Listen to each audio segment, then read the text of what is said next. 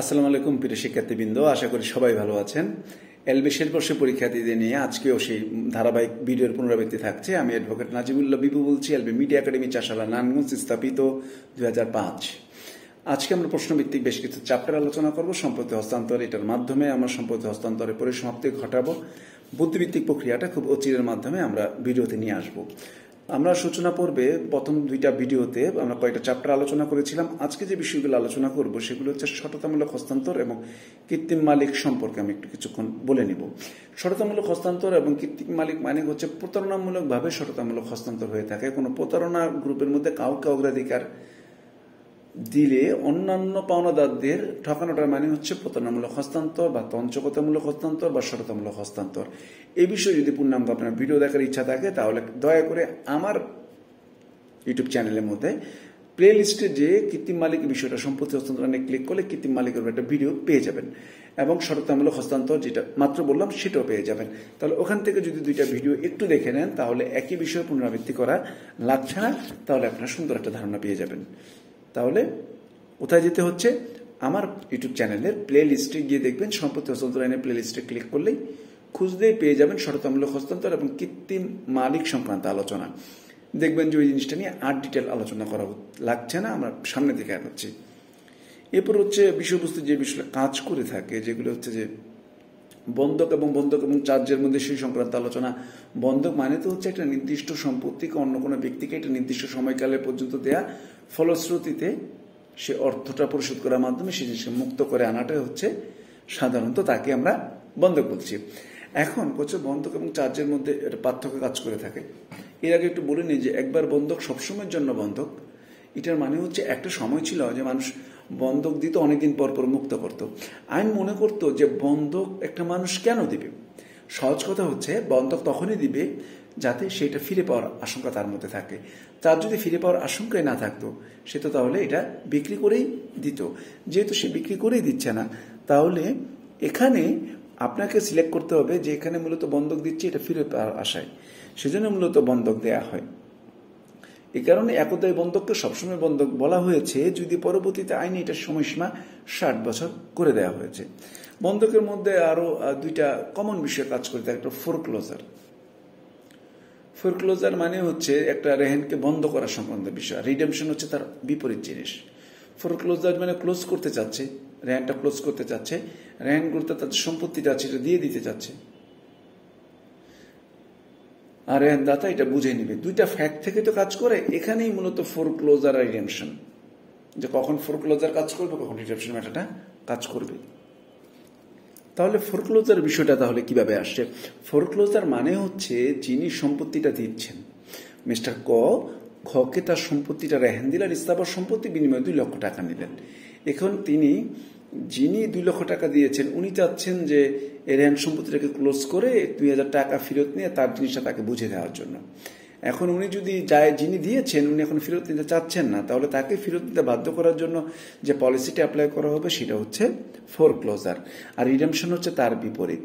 যিনি টাকা দিয়েছেন উনি তো টাকা দিয়েছেন, এখন যিনি সম্পত্তিটা দিয়েছিলেন তাকে উনি এখন চাচ্ছে তার প্রাপ্য টাকাটা তাকে বুঝিয়ে দিয়ে নিজের সম্পত্তিটাকে উদ্ধার করে আনা। এটাকে বলেছে রিডেমশন, মানে মুক্ত করা। তার ফোরক্লোজার হচ্ছে যিনি রেহেন সম্পত্তিটা নিয়েছেন উনি চাচ্ছেন এটা ক্লোজ করে শেষ করে দিতে, আর রেহেন দাতা যিনি দিয়েছিলেন উনি যদি ফেরত পেতে চান তাহলে উনি যেটা করবেন সেটা হচ্ছে রিডেমশন। এই দুইটা বিষয় কাজ করে থাকে। এই বিষয়গুলো একটু বুঝলে এই বিষয়গুলোর উপর লিখতে পারবেন বলে আমরা ধারণা করতে পারি। এরপর বন্ধক এবং চার্জের যে বিষয়টা কথা বলছিলাম, বন্ধক তো বন্ধকে, চার্জ হচ্ছে আসলে কতগুলি বিষয় নিয়ে বলা হচ্ছে যে একজন লোকের স্থাবর সম্পত্তিতে পক্ষগণে কার্যের দ্বারা বা আইনের দ্বারা ঋণ পরিশোধের জন্য যদি কোনো জামানত সৃষ্টি হয় তখন এটা যদি রেহেনের পর্যায়ে না পড়ে তাহলে বলা যায় একটা তারপর চার্জ এসে বর্তায়, এটাকে বলে চার্জ। পক্ষগণে কার্যের দ্বারা বা আইনের প্রয়োগের ফলে একটা জামানত সৃষ্টি হয়, যে এইরকম একটা জামানত তার উপর এসে বর্তায়, তাকে তা পেড করতে হবে, এইরকমটা বলে চার্জ। পার্থক্যটা যদি বলে, রেহেন মূলত সৃষ্টি হচ্ছে পক্ষগণের কার্যের দ্বারা, এখানে আইন কাজ করছে না। পক্ষগণ যদি চায় তাহলে রেহেন হবে, কিন্তু চার্জ হচ্ছে আইনের প্রয়োগের মাধ্যমে হয়ে থাকে। আইনগতভাবেই কোনো একটা দায় দায়িত্বের কারণে একটা চার্জ সৃষ্টি হয়ে যায়, একটা দায় সৃষ্টি হয়ে যায়, এই দায়টারই নাম হচ্ছে চার্জ। আর রেহেন হচ্ছে দুই পক্ষ মিলে যদি করে তাহলে রেহেন হবে, আদারওয়াইজ হবে না। এইরকমটাই হচ্ছে রেহেন এবং চার্জের মধ্যে বা বন্ধক এবং চার্জের মধ্যে পার্থক্য। এরপর যে প্রশ্নগুলি একটা দেখা যায় যে নোটিশের বিষয়টা যদি আমরা একটু বুঝে থাকি, নোটিশের বিষয়টা মানে হচ্ছে অবগত করানো। আইনের একটা কাজ হচ্ছে, আইন যখন পদক্ষেপ নেয় একটা পক্ষকে একটা জানার সুযোগ করে দেবে, উনি যেন জানতে পারেন যে বিষয়টা জরুরি। তাহলে জরুরি বিষয়টার জন্য কি পদক্ষেপ নেবেন, উনি স্বভাবতইভাবে চাইবেন যে এই জিনিসটা অপরপক্ষে জানুক। এই ব্যাপারটাই হচ্ছে মূলত নোটিশ।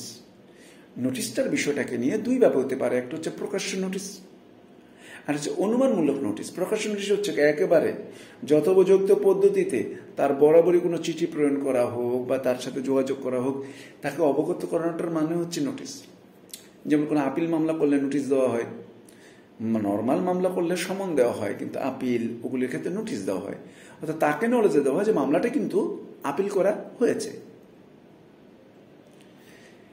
আর অপ্রকাশ্য নোটিশ বা কি বলা যেতে পারে ইমপ্লাইড বা উজ্জ্বল, এরকম যদি নোটিশটা মানে কি, ওই মানুষটা হচ্ছে যে আপনার কর্মকাণ্ড বুঝিয়ে দিচ্ছে যে এরকমটা হয়েছে বা উনি বুঝেছেন, আপনিও দিয়েছেন, আপনিও বুঝিয়েছেন, উনিও বুঝে গেছে।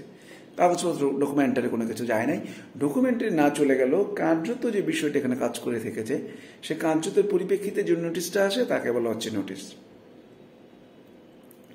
সম্পত্তি হস্তান্তর এইরকম ছোট ছোট বিষয়গুলিকে যদি একটু পড়ে নেওয়া যায়, আশা করি প্রশ্নগুলি এই থেকে ইজিলি কভার করতে পারবেন। সম্পত্তি হস্তান্তরে এর বেশি খুব কিছু পড়ার দরকার দেখছি না, আশা করি এই চ্যাপ্টারগুলি কমন পড়বে। তাহলে 3টা ভিডিওতে আমরা সম্পত্তি হস্তান্তর আইনের পার্টটাকে শেষ করতে পারলাম, যেখানে আমরা আলোচনা করছিলাম সূচনা পর্ব, যেখানে আমরা আলোচনা করছিলাম ইজারা, পরে ভিডিওতে বিক্রয় এবং 3টা নীতি, তারপর সততামূলক আর কৃত্রিম মালিক তো বলেই দিলাম আমার ভিডিওতে, ওখানে যে দেখে নেওয়ার জন্য। এরপর যে আলোচনাগুলি করলাম হচ্ছে বন্ধক, তারপর হচ্ছে নোটিশ। আমার ধারণা খুব ভালো করে কমন পড়ে যাবে এই সপ্তাহে, এবং আপনাদের পরীক্ষাটা খুব ভালো হচ্ছে। এতক্ষণ আমার বক্তব্য শ্রবণ করার জন্য আপনাদের সকলের নিকট কৃতজ্ঞতা জ্ঞাপন করছি। বরাবরের মতো অনুরোধ থাকছে চ্যানেলটা সাবস্ক্রাইব করে নিন এবং শেয়ার করবেন, যাতে বাংলাদেশের সবাই অনেক দূরবর্তী প্রান্তে অনেক কিছু কালেকশন করে উঠতে পারেনি, বুঝে উঠতে পারছে না কি করবে, কি করা উচিত, কি লেখা উচিত, তাদের জন্য একটু উপকার জন্য হয়। তারাও ভালো করুক, আপনিও ভালো করেন, আমরা সবাই ভালোর পথে হাঁটি। ধন্যবাদ সবাইকে।